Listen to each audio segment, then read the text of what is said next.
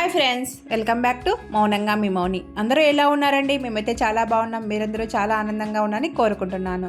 ముందుగా అందరికీ good morning అండి. ఇంకా ఇవాళ వీడియో వచ్చేసి వెనస్డే వ్లాగ్ అయితే షేర్ చేస్తూ ఉన్నానండి.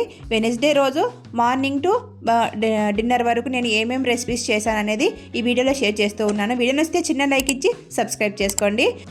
రోజు నార్మల్గా చేసుకునే వంటలే, కాకపోతే ఇంట్లో బోర్ కొట్టకుండా పిల్లలకు కానీ పెద్దలకు కానీ చేస్తూ ఉంటానండి. మా ఇంట్లో వీక్లీ 1 టైం అయినా కానీ ఇలా పెసరట్టుకి అయితే వేస్తూ ఉంటారండి. వీక్లీ 1 టైం చూసుకొని ఏ రోజు ఏ టిఫిన్ వచ్చింది అనేది చూసుకొని వీక్లీ 1 టైం అయితే ఇక్కడ పెసరట్టు అయితే చేస్తూ ఉంటాను. ఇటు సైడ్ అయితే మార్నింగే హాట్ వాటర్ అయితే పెట్టేశానండి, కల్లుప్పు వేసేసి. ఎందుకంటే ముందు వీడియోలో చెప్పాను కదండి, కొంచెం జలుబు అన్నీ దగ్గు వస్తూ ఉన్నాయని చెప్పేసి పిల్లలకి. ఆ దగ్గు జలుబు పోవడానికైతే ఇక్కడ బ్రష్ చేసిన వెంటనే పుక్కిలిస్తారని చెప్పేసి నేను ఇక్కడ హాట్ వాటర్ అయితే పెట్టేశాను అనమాట. నార్మల్గా ఉన్నప్పుడు మామూలుగా అయితే పుక్కిలించరండి. దగ్గు జలుబులు ఖచ్చితంగా ఉన్నాయి అంటే ఖచ్చితంగా ఇలా హాట్ వాటర్ అయితే పెట్టేస్తానమాట. పెసరట్టుకైతే పెసర్లు కొంచెం ఎక్కువగానే నానబెట్టేశానండి. అంటే నేను ఇక్కడ 3 గ్లాసుల పెసర్లు అనుకోండి, 1 గ్లాసు స్టోర్ బియ్యం అయితే వేస్తానన్నమాట. ఇంకా కరెక్ట్గా సరిపోతుంది. పెసరట్లు అయితే చాలా చాలా టేస్టీగా వస్తాయి.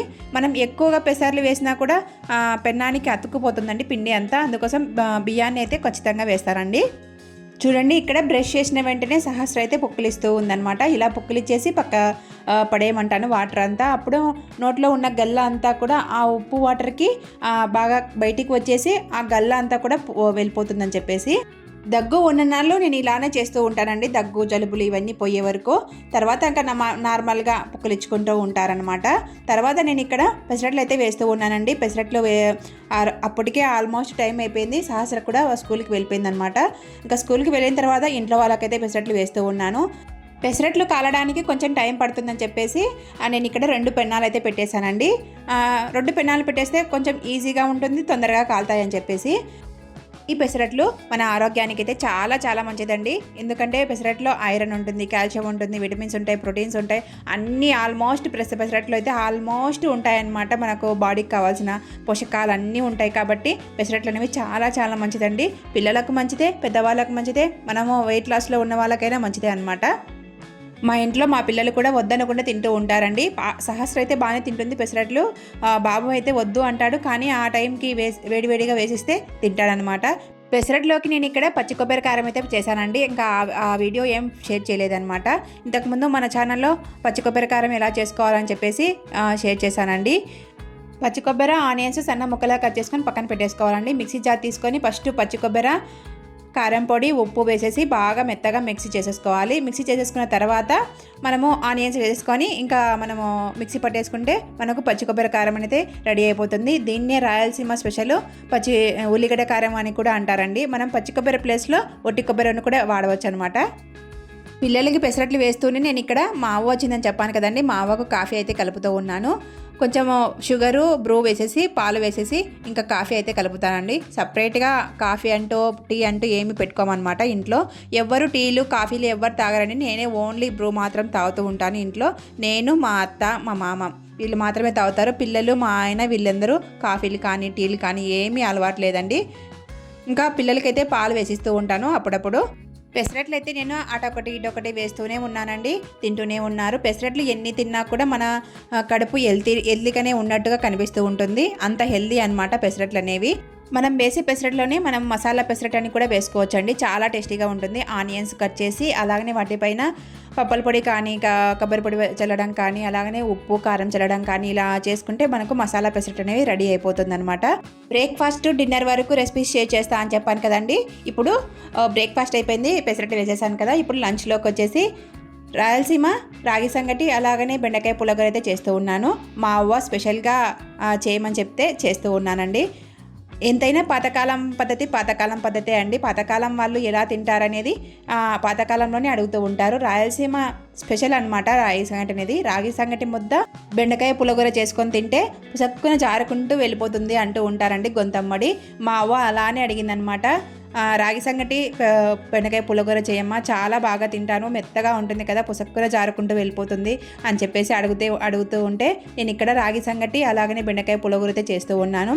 ఇంతకుముందు మన వీడియోలలో షేర్ చేశానండి రాయలసీమ రాగి సంగటి బెండకాయ పుల్లగూర అనేది. ఇప్పుడు డీటెయిల్గా ఏం షేర్ చేయలేదు, చేస్తున్నా అని చెప్తూ మీతో షేర్ చేస్తూ ఉన్నాను అనమాట. ఇంకా మా ఇంట్లో అందరూ తింటారండి రాగి సంగటి అనేది, మా వారు ఒక్కరు తినరనమాట. వారి కోసమే నేను ఇక్కడ ఒక గ్లాస్ రైస్ని అయితే రైస్ కుక్కర్లో పెట్టేశానండి, ఇంకా అవుతూ ఉంటుందని చెప్పేసి. బెండకాయ పుల్లగూరకైతే కుక్కర్లో వేసానండి, చాలా మెత్తగా అయిపోయాయి అనమాట. ఎంపుకొని పక్కన పెట్టేశాను. ఇక్కడ తిరువాతలోకి నేను ఇక్కడ గిన్నె పెట్టేశానండి, తిరువాత వేద్దామని చెప్పేసి. ఆవాలు గిన్నె వేడిన తర్వాత కొద్దిగా ఆయిల్ వేసేసి ఆవాలు జీలకర్ర వేసేసి బాగా వేయించుకున్న తర్వాత ఆనియన్స్ అలాగనే కొన్ని వెల్లుల్లిని కూడా తుంచి వేసానండి, బాగుంటుందని చెప్పేసి. వెల్లుల్లి కూడా చాలా చాలా టేస్టీగా ఉంటాయి ఈ పుల్లగూరలో. ఇవి బాగా దూరగా వేగిన తర్వాత కరివేపాకు ఒట్టిమిరపకాయలు వేసేసి మనం బాగా వేయించుకోవాలి. నేను ఇక్కడ ఇంకా అవి వేగుతూ ఉండగానే నేను ఇక్కడ రాగి సంగటి అయితే బాగా ఎంపుకొని వచ్చాను అనమాట. తెడ్డుకట్ట పెట్టేసి మెత్తగా అయిపోయిందండి రాగి సంగటి అనేది, చాలా చాలా టేస్టీగా ఉందన్నమాట. మనం ఎప్పుడు రాగి సంగటి చేసినా ఒక గ్లాస్ రైస్కి అయితే 5 గ్లాసుల వాటర్ వేస్తే చాలా మెత్తగా అయిపోతుంది అనమాట. ఈ రాగి సంగటి మా ఇంట్లో అందరూ ఇష్టంగా తింటారండి, మా అత్త మామ మా పిల్లలు అందరూ ఇష్టంగా తింటారు.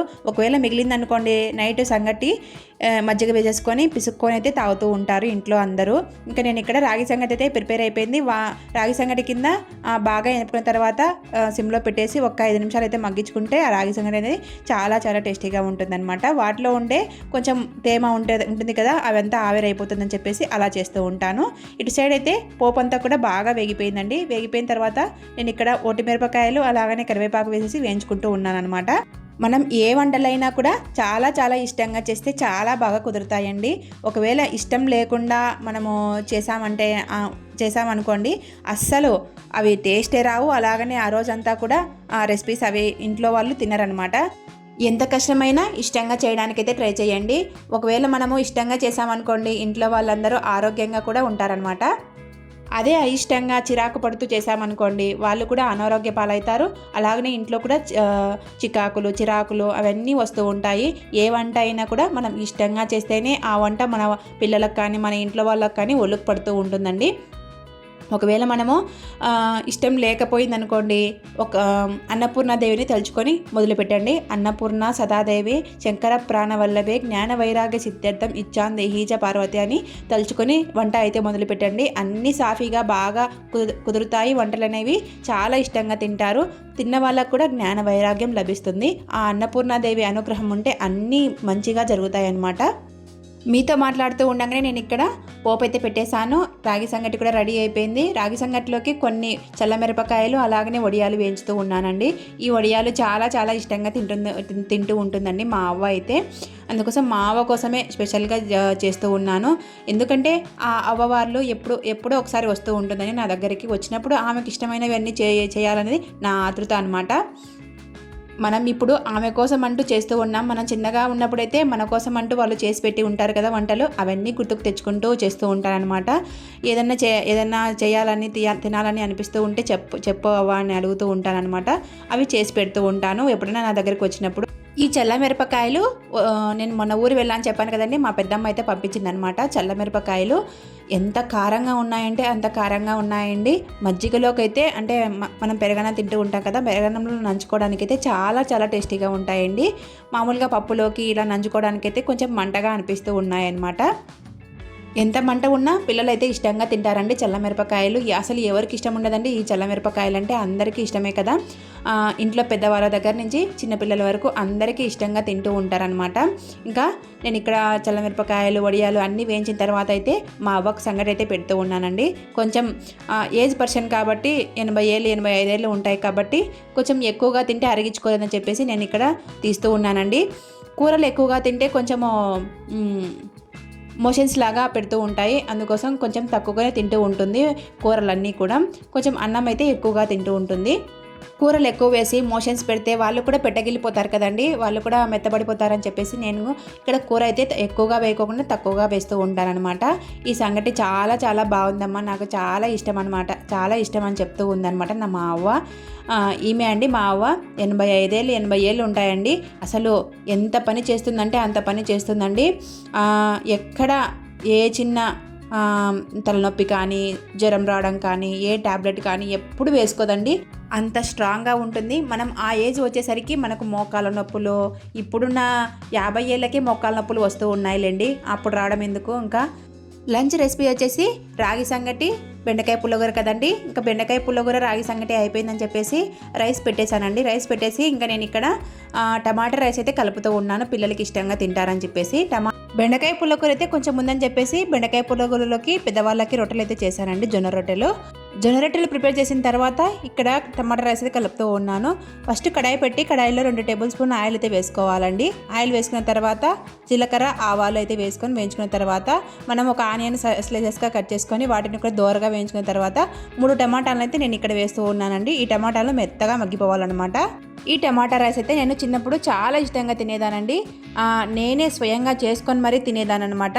అంత ఇష్టంగా తినేదాన్ని. ఏమీ లేవండి, టమాటాలు, పచ్చిమిర్చి, ఆనియను, జీలకర్ర, ఆవాలు ఉంటే సరిపోతుంది. ఏమీ అవసరం లేదు, ఇలాంటి పౌడర్స్ కానీ ఇలాంటివి కానీ అస్సలు అవసరం లేదండి. ఇవన్నీ బాగా మెత్తగా మగ్గిపోయిన తర్వాత ఓన్లీ 2 పచ్చిమిర్చిని చిన్న రోట్లో వేసేసి కొద్దిగా కల్లుపు వేసేసి మెత్తని పేస్ట్ లాగా దంచేసుకోవాలండి, అంటే కచ్చాపచ్చాగా అనమాట. ఇంకా అవన్నీ కచ్చాపచ్చాగా దంచేసుకొని పక్కన పెట్టేసుకొని ఇవి బాగా మగ్గిపోయిన తర్వాత ఆ పేస్ట్ని వేసేసి బాగా పచ్చివాసన పోయే వరకు వేయించేసుకుంటే మనకు టమాటా రైస్ అనేది రెడీ అయిపోతుంది. కొంచెం పసుపు అలాగనే కొంచెం ఉప్పు వేసేసి బాగా మెత్తగా మగ్గించుకోవాలండి. ఈ టమాటా రైసు మిగిలిపోయిన అన్నం ఉంటుంది కదా, ఆ అన్నంలోకైనా చేసుకోవచ్చండి, చాలా టేస్టీగా ఉంటుందన్నమాట. మనం అప్పటికప్పుడు ఇన్స్టెంట్గా ఏ కూర లేనప్పుడు ఇలాంటి టమాటా రైసు అలాగనే లెమన్ రైస్లు కలుపుకొని తింటూ ఉంటాం కదా, అలానే అనమాట ఈ రైస్ కూడా.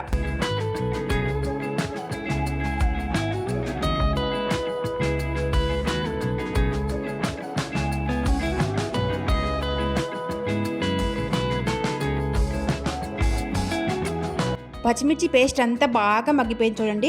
ఈ పచ్చిమిర్చి పేస్ట్ బాగా మగ్గిపోయి వాటిలో ఆయిల్ అంతా కూడా బయటికి వచ్చే వరకు మనం వేయించేసుకుని తర్వాత మనము రైస్ కలిపేసుకుంటే మనకు టమాటా రైస్ అనేది రెడీ అయిపోతుంది అనమాట. నేను ఇక్కడ రైస్ అయితే కలిపేస్తూ ఉన్నానండి. ఉన్నది ఉన్నట్టు చెప్పాలండి, ఈ టమాటా రైస్ కలిపాను కదండి, కొంచెం ఘాట్ ఎక్కువైందండి. ఇంట్లో కొంచెం మంటగా ఉంది అని అన్నారనమాట. పిల్లలు సరిగా తినలేదు, నేను కొంచెం తిన్నాను, మా వారు కొంచెం తిన్నారు, కొద్దిగా పడేసానండి.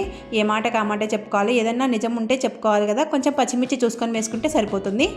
ఘాట్ అనేది తగ్గించింటే కొంచెము టేస్ట్ వేరే లెవెల్ అండి, చాలా చాలా టేస్టీగా ఉంది. కొంచెం పచ్చిమిర్చి చూసుకొని వేసుకుంటే సరిపోతుంది.